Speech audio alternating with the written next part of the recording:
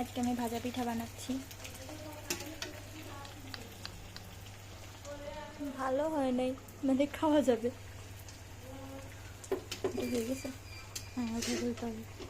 আসুন আমরা অর্ধেক পোড়া পিঠাটা উঠায় ফেলি। উঠো উঠো।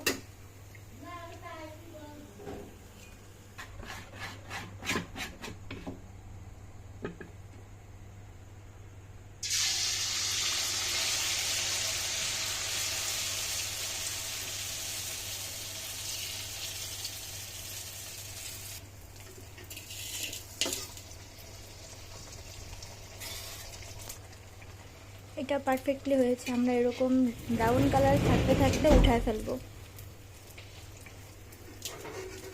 গাইজ এখন আমরা এটা উঠায় ফেলবো। আর আমরা এরকম জালি জালি একটা নিচে রাখবো, কারণ নিচে তেল জমা হবে। যাই হোক, আমরা এখন আরো অনেকগুলো বানাবো, সব ভিডিও তো করা যায় না। Okay bye.